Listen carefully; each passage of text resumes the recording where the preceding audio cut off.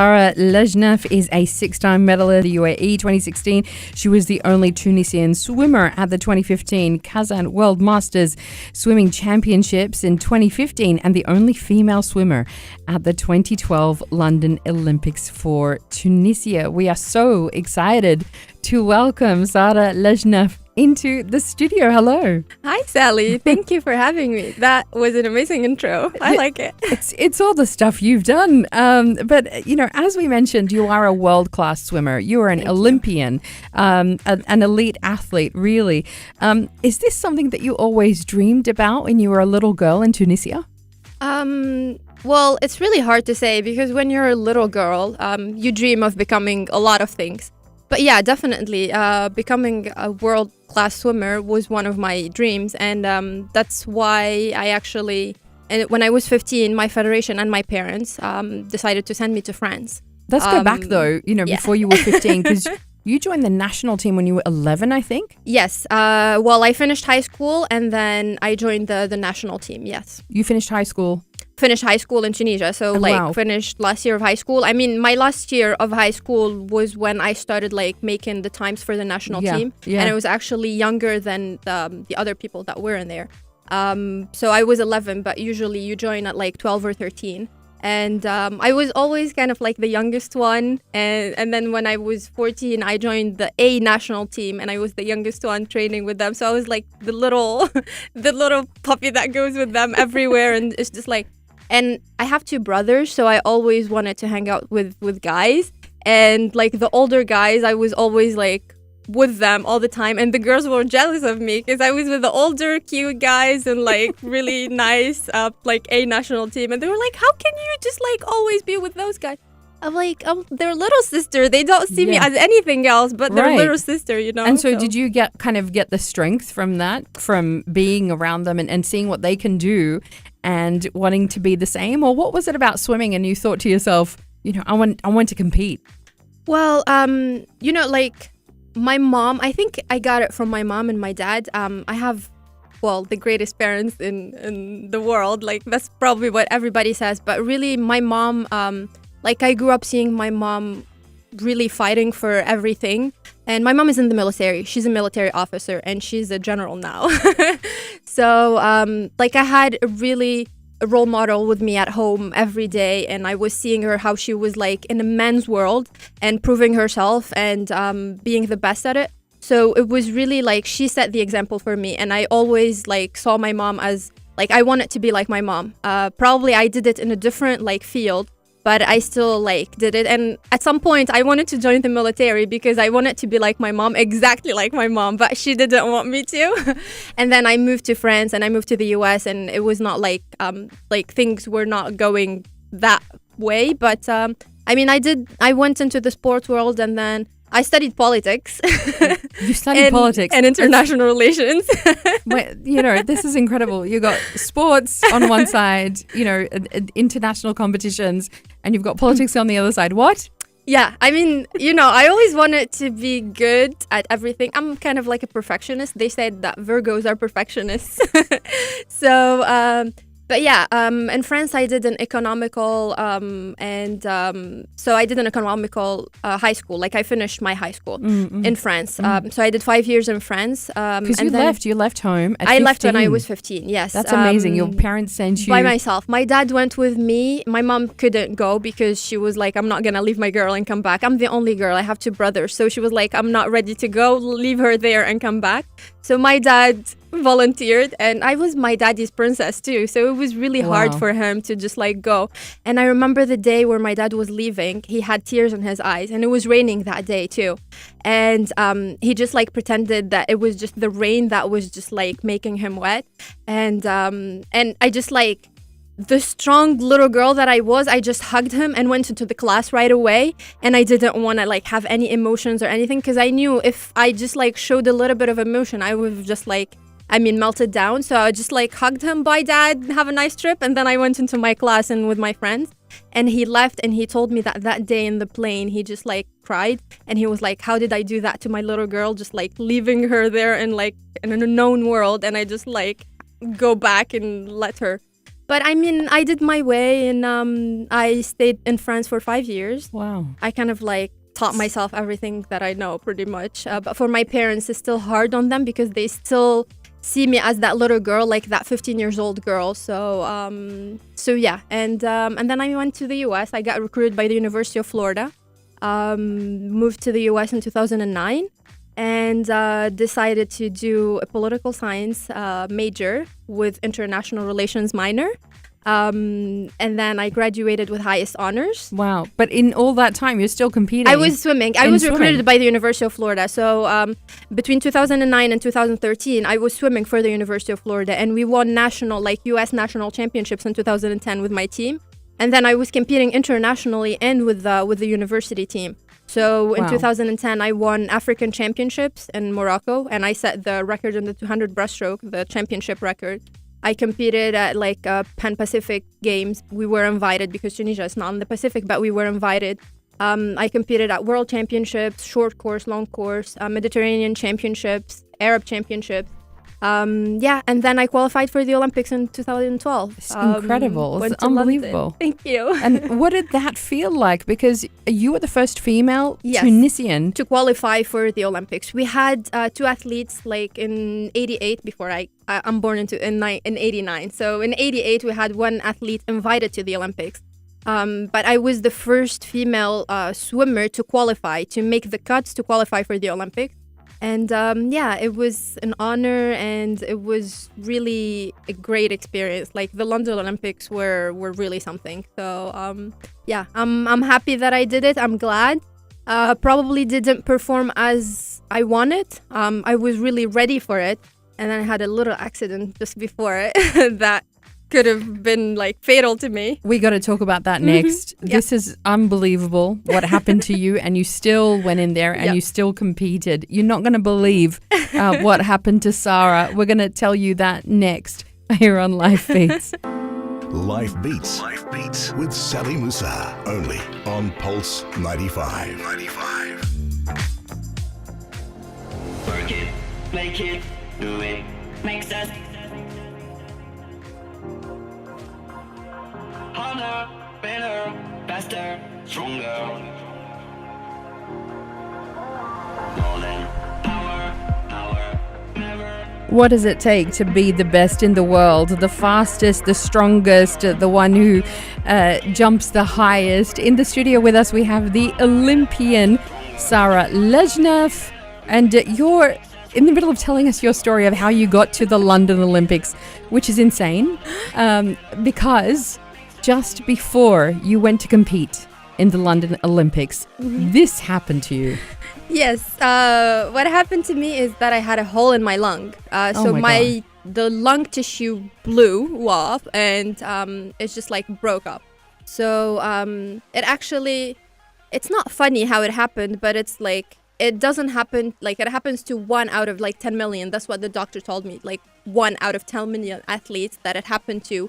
And it's not very common in swimming, but he was like, I don't know what had happened to you, but I guess it's like a sign from God or something. But so at some point before the Olympics, a month and a half before the Olympics, I get an email from my federation telling me that I'm not qualifying. Like I did not qualify. We're sorry to tell you that you did not qualify for the Olympics.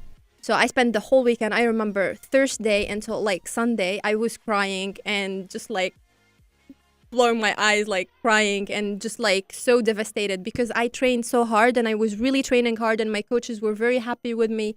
And they were like, Sarra, you're gonna just do great at the Olympics. And then like I get to training on Monday morning. I do like 200 meters. I jump in the water. I do 200 meters. And then I started having a pain in my chest. And I stop. I tell my coach, Leah, I told her, Leah, like, I feel weird. Like, I cannot breathe anymore. She was like, no, you're fine. You probably have a cold. I'm like, Leah, I jumped in the water with no cold. And I had a cold like in 200 meters. She's like, no, it's fine. Keep going. If it doesn't get better, just let me know. I kept going. It didn't get better. It was getting worse. I started like feeling bubbles coming up my neck and I was like touching the bubbles actually. It was such a weird feeling. And then I'm freaking out just hearing it.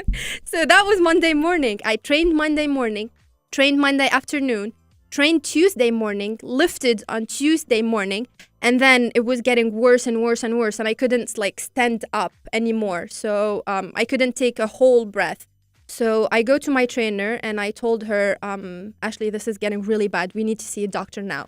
So she sends me urgently to like a doctor. I get to the doctor. I start telling him a little bit about the symptoms. He's like, I hope it's not what I'm thinking, but let's do an x-ray.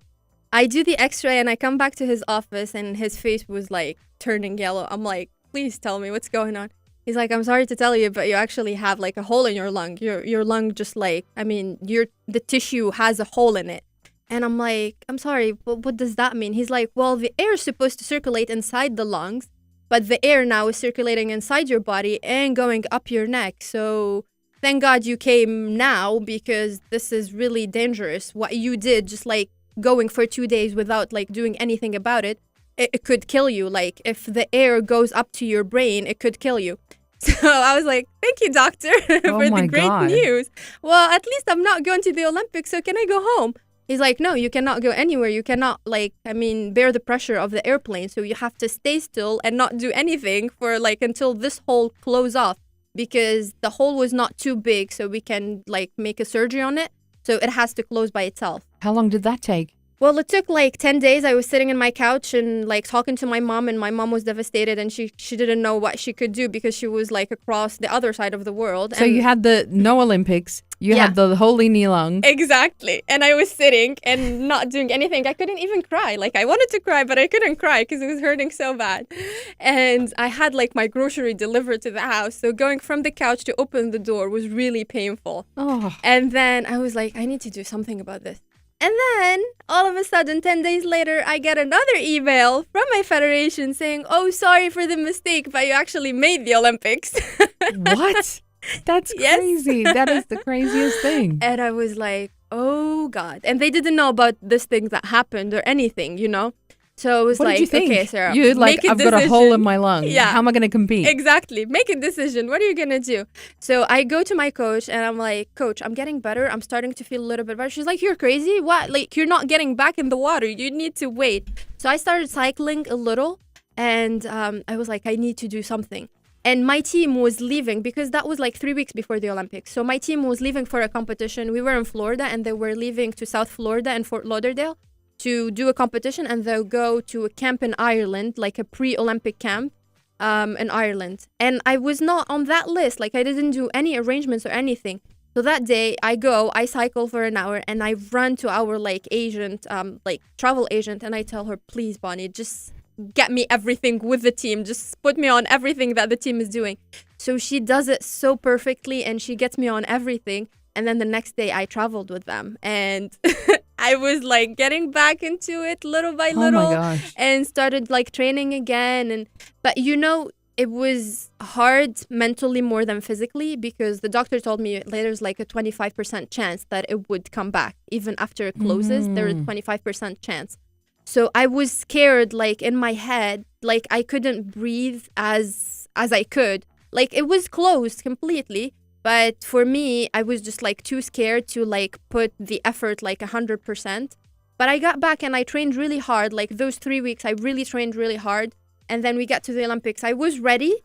Physically, probably I was at 90%, not what I wanted to be, but mentally I was not. But I was I decided to go to the Olympics. I was I told my coach, even if I go on a wheelchair, I'm going to these Olympics. It's not every day that you qualify for the Olympics. And wow. It's a dream for all athletes to go to the Olympics. And probably a big percentage of those athletes don't make it to the Olympics. And I had that chance and that privilege to go. And then I'm no, I will not go because I had this accident. I was no, I'm going, I'm competing. And it's an experience after all. Even if I don't do the best time that I wanted to do, or I don't because going when I was training, I really wanted to make semifinals and finals. And I was ready for that. But then I went there, I did the 200 breaststroke. It was I put a lot of pressure on myself and I was still scared. But I was it's a competition. It's an experience for me. These are my first Olympics, so I need to take the experience to enjoy this competition and see all those athletes and stay in the Olympic Village and see athletes from every part of the world and from different sports and just be there. That's already an achievement on itself.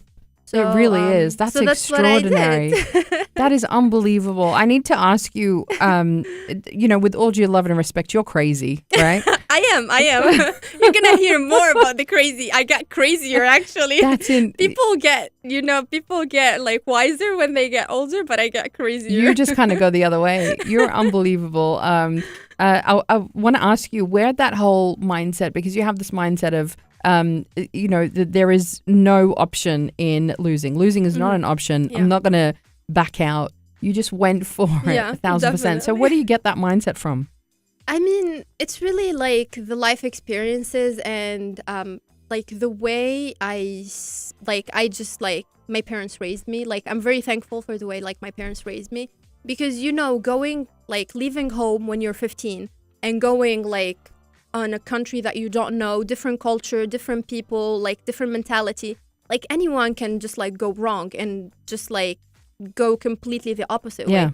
But I just like living on my own taught me to just like count on myself, be just be independent and not like count on anybody, and just like whatever, like I set goals for myself and I try to reach those goals. And as I told you, my mom was really that role model for me, that I saw her like just like being in the military is not easy, and being a woman in the military is not easy. And she was always like she did like she's her specialty is like commandment, so she was always like a commander in all the places that she went to, and she was in charge. She's always in charge, and I always see her like they always put her in a place where it's like a mess so she can fix it.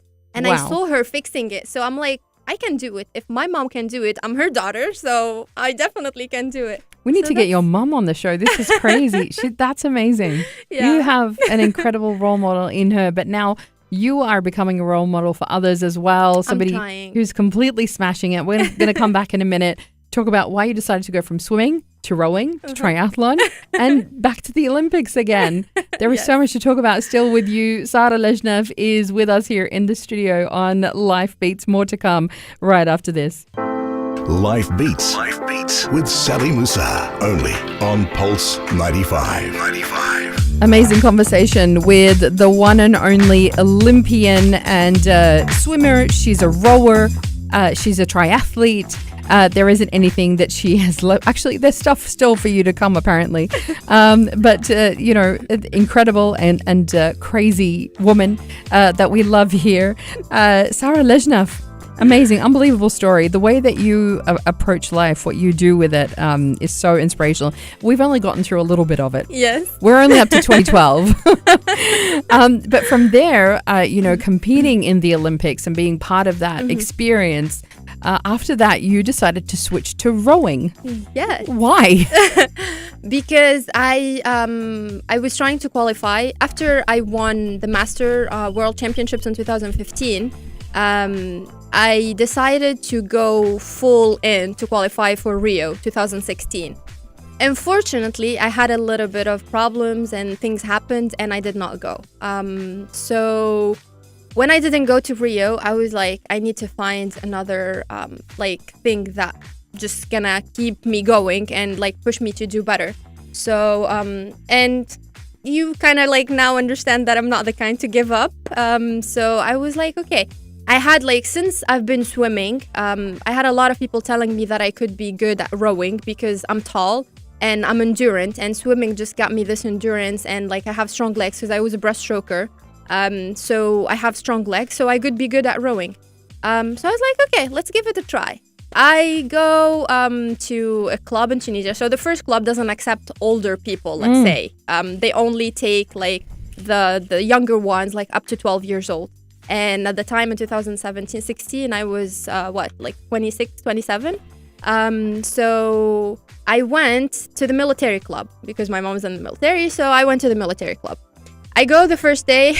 I mean, I said this story before, but it's always I always laugh at it because I show up there the first day and the coach looks at me and he's like, "What are you doing here?" I'm like, "I want to learn how to row."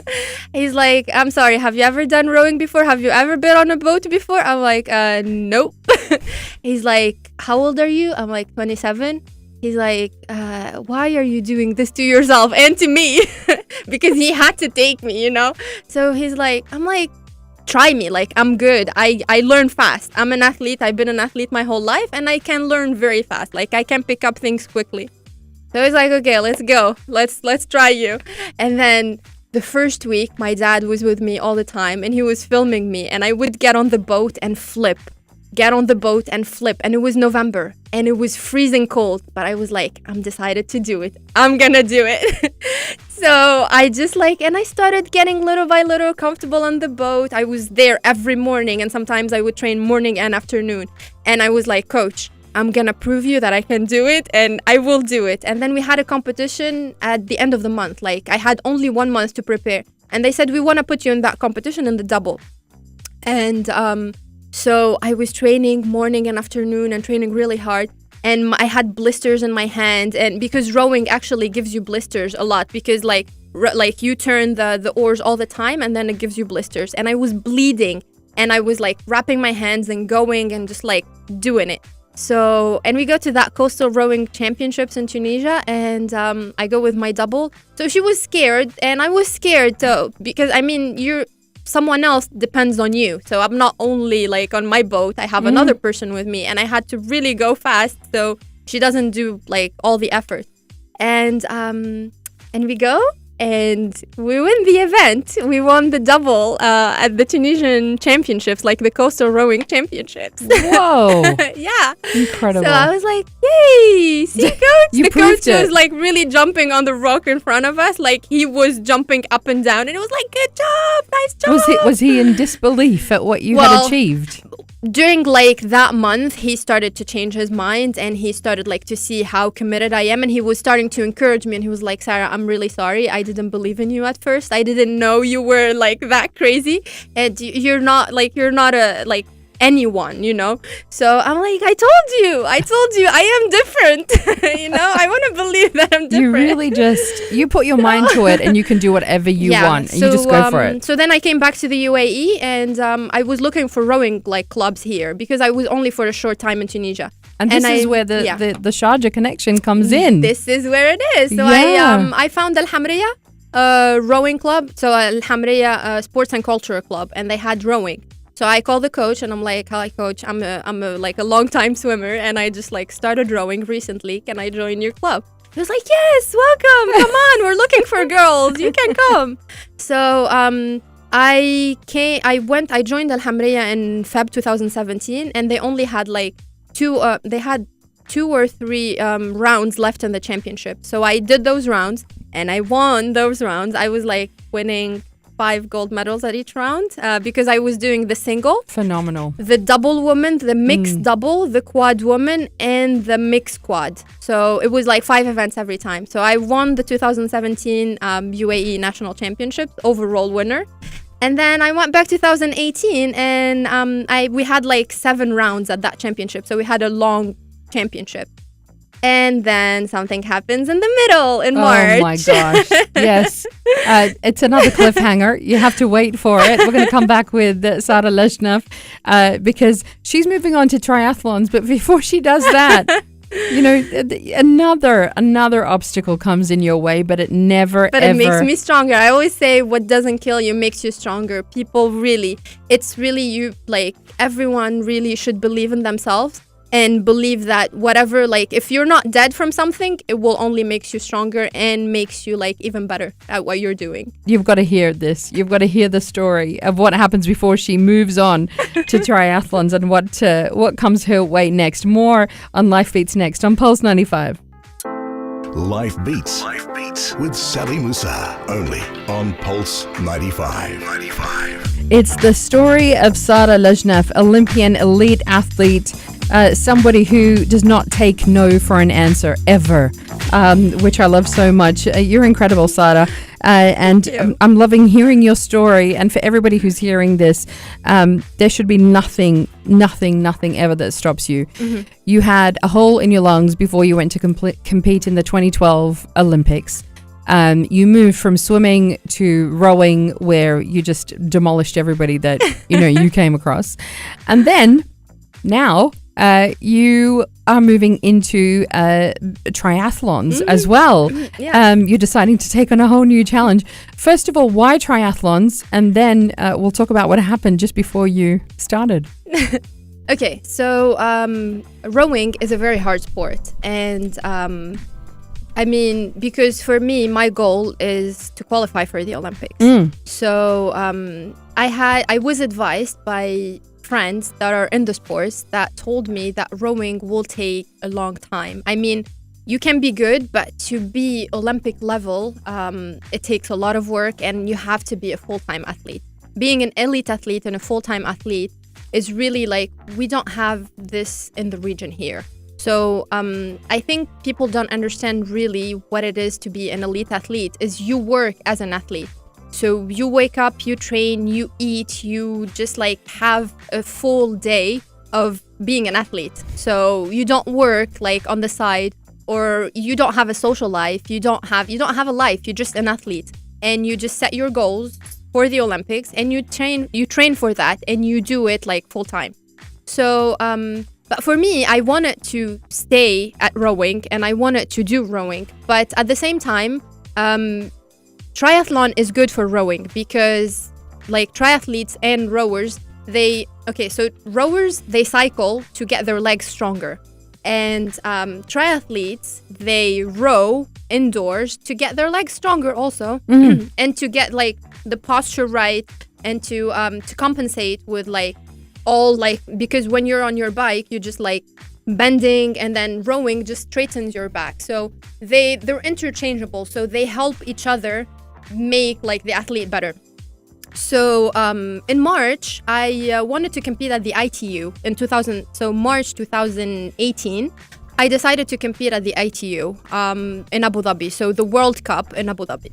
And I started training triathlon. I got a bike, and the ITU was supposed to be on March 3rd. And on March 1st, I go out on my last ride before heading to Abu Dhabi. I was living in Mirdif at that time. And I was cycling outside, and then boom, I get hit by a car. Unbelievable. I was not going fast. I was really wearing, and thank God, alhamdulillah, I was wearing protected. my helmet, and I was wearing everything, like my, like the light thing. But the guy just broke a stop sign. He was coming from a secondary like road, and he had a stop sign in front of him, but he was speeding so fast, and I guess he had his phone on or something, that he didn't see me. And people here don't really pay attention to cyclists, because a lot of cyclists die like around the city, and like in Dubai and Abu Dhabi, because people, if it's not a car, they don't see you really. So you've got to watch out. You have to pay attention. And he was not paying attention, and he had a stop sign. So for me, he was gonna stop. Like, even if he was going fast, he was gonna stop. Like, but no, he did not stop, and he hit me. And believe me, Sally, in like a couple of seconds, I saw my life going in front of me. And the hit was so hard, because he was going fast, that I just like fell on my side, like on my right side, and I was hysteric. And the guy was gonna leave. Like, a lady came, and she called the ambulance, and she called the police. And the guy, his only problem was like, I'll call my wife. She lives here, and she will come and help you. I'm like, and I was so hysteric. I didn't even want to talk to him. You just couldn't. I couldn't. But and I was in pain. What did that do to you after that? What, like, you know, in terms of recovery and injury? When I fell, I thought that my career was over. I'm like, oh my God, no. Like, the first thing that came into my head, I'm like, I cannot do sports anymore, because I was in pain, and I knew something was wrong. Like, the ambulance people, they told me like, you're fine, you'll be fine. But I couldn't, like, when the ambulance was like moving, like, I had really bad pain in my shoulder. So, and I ended up having a fracture in my collarbone. And and my bone broke up. So I just had to have a surgery on it if I wanted to do sport ever again. So I had to have an emergency surgery, and went back home and did the surgery. And then 4 weeks later, I come back to the UAE to compete, to finish my rowing championship. You what? Yes. What? I was not, I mean, technically I was not allowed to, but the doctors told me you can, because I mean, I was not able to move my arm up, but I could move it like forwards and backwards a little bit, with a little bit of pain. And I couldn't like let my team down at that point. We only had 2 rounds left, one in Abu Dhabi and the final one in Sharjah here. So I was like, I'm coming, coach. Like my coach called me. I'm like, coach, I'm coming and I'm competing. Probably I will not be 100%, but I will come. So I went to Abu Dhabi. Instead of 5 gold, I got 2 silver and 3 gold. Oh my god! And my gosh. then in Sharjah, we did like a month later, we did the same thing. And I had like 3 gold and 1 silver. I had to scratch from one of the events. And then I won the overall national championship Mashallah. again. And my team won the overall national Unbelievable. championship. So Alhamdulillah was like national champion again. If there's something that we can say about you, it's unstoppable. Oh, thank Unstoppable. you. It's just I'm amazed by. Believe me, Sally, I really like the way I do it now. It's not to prove anything but more to try to inspire the maximum of people and to especially to show that, I mean, we're Arabs and we're Muslims, and here we still have that mentality that Arab girls or like Arab women like are not done for sports and they cannot be athletes. But no, I want to show, like, lead by example. So show the people that we can be athletes and we can excel at it and we can be really good athletes. And we can show those little like future athletes, like girls or boys in general, that they can do it if they put their heart and soul in it and they just like set their goals. Anything is possible. Anything is possible with the work and the right, like, you have to just like work for it. And I mean, it's not only training that it's important, it's everything that surrounds it. So I mean, they say athletes don't have a social life, but I'll take it. I don't need a social life 24/7 or like every day of the week.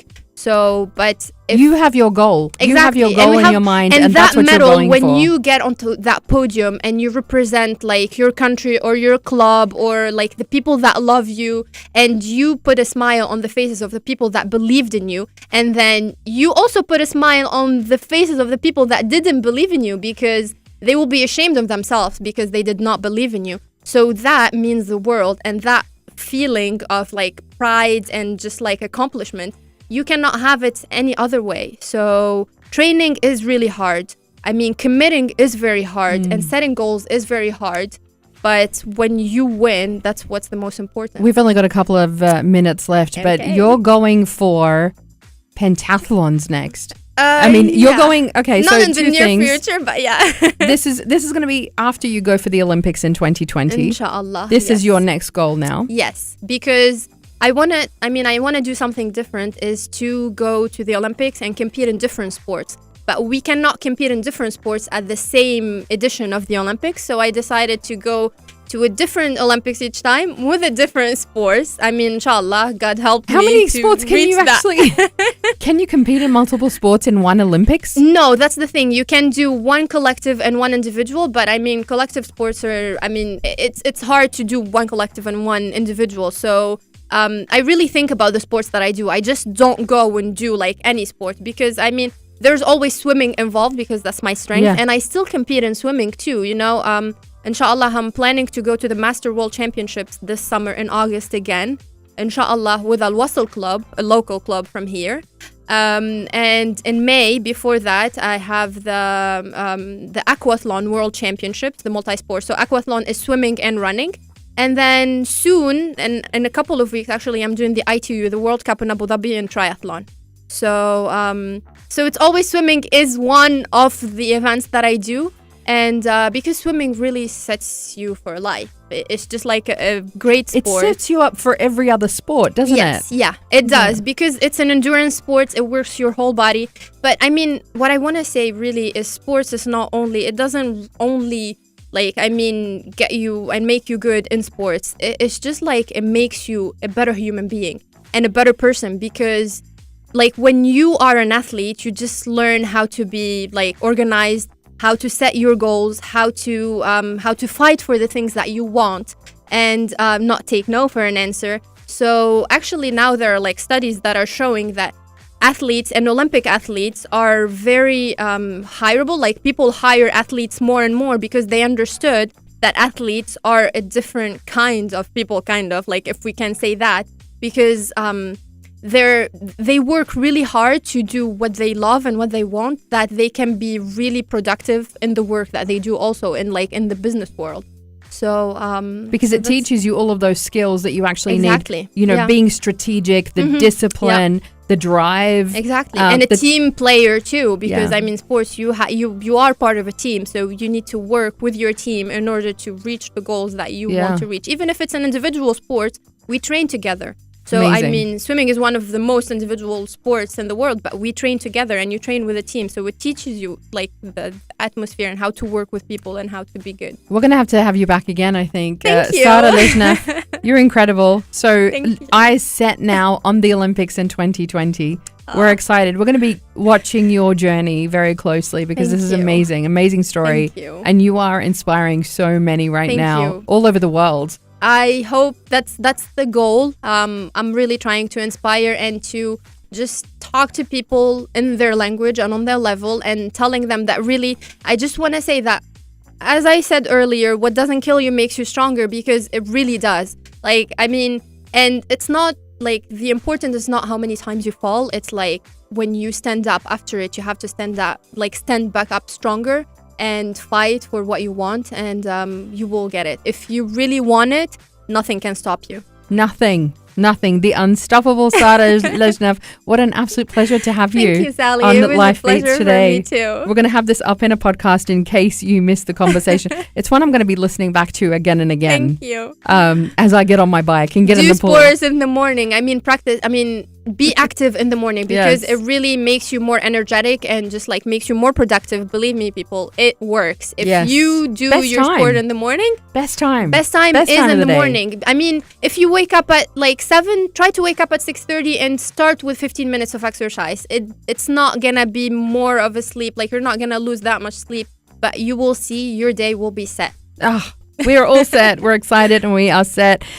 More to come on Life Beats after this. Life Beats with Sally Musa, only on Pulse 95.